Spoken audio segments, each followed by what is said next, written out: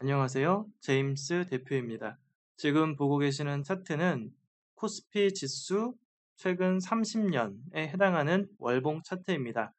보시는 내용은 수직선이 이렇게 그려져 있고 동그라미 점들이 표시가 되어 있고 그 다음에 글자와 숫자가 몇 개 적혀 있습니다.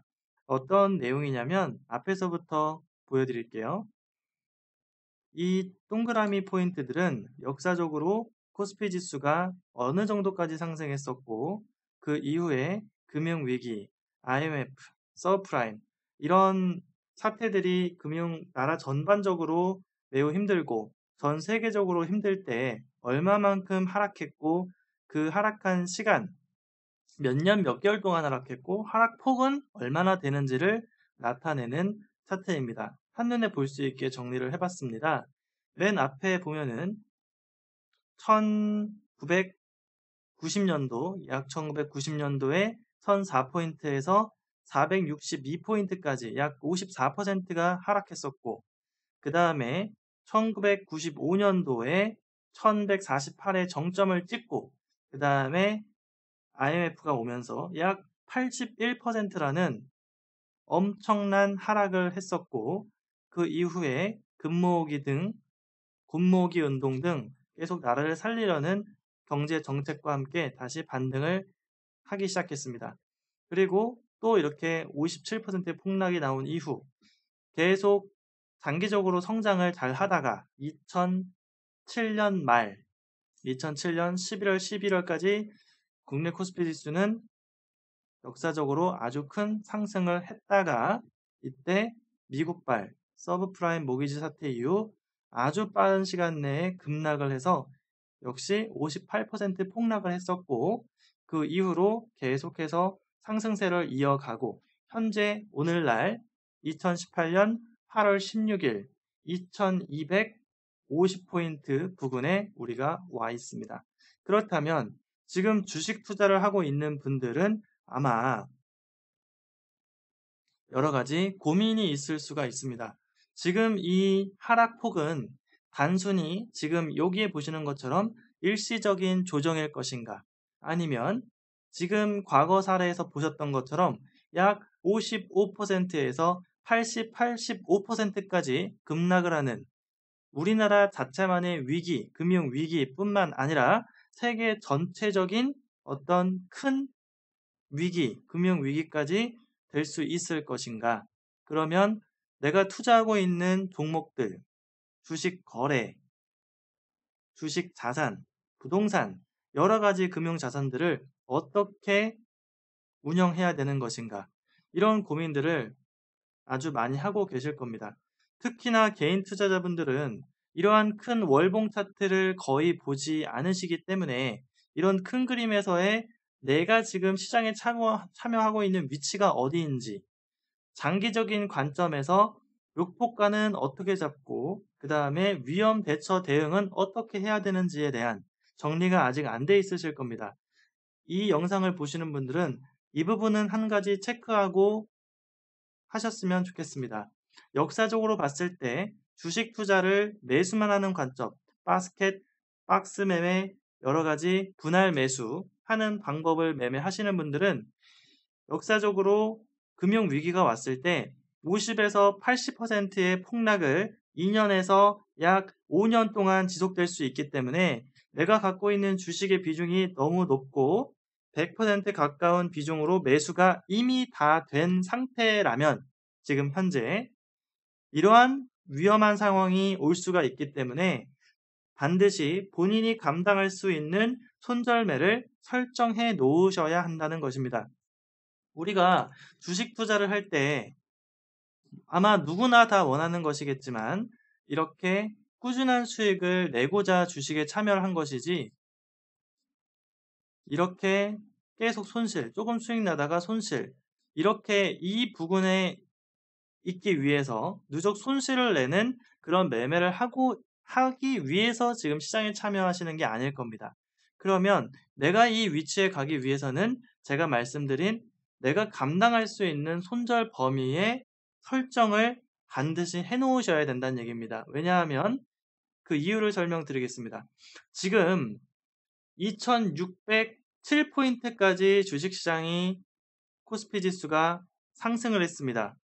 코스피 지수는 200 대형주 종목들이 편입돼서 이 주식시장의 총체적인 종목을 지수화해가지고 나타낸 지수죠. 그러면은 지금 시점에서 약 7개월 동안 하락하고 있으니까 앞으로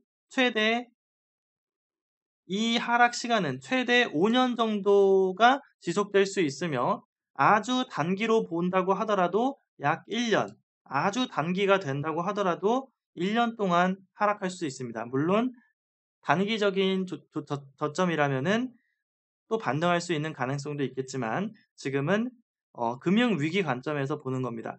그러면 금융위기까지 정말 세계적으로 안 좋아지는 상황까지 예측을 해본다고 하면 앞으로 총 최대 4년 3개월까지 하락할 수가 있으며 그 하락폭은 1173에서 391포인트까지 하락을 할 수 있다는 얘기입니다.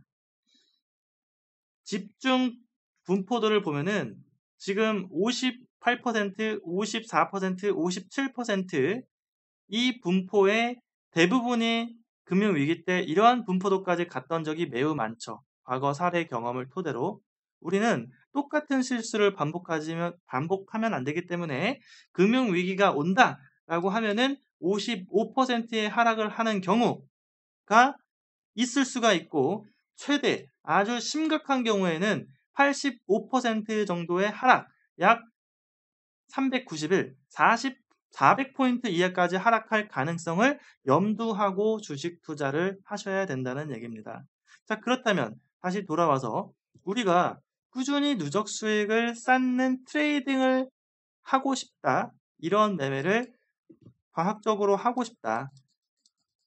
라고 한다면 주식시장은 매수해서 올라가야지 수익을 낼 수 있는 구조이기 때문에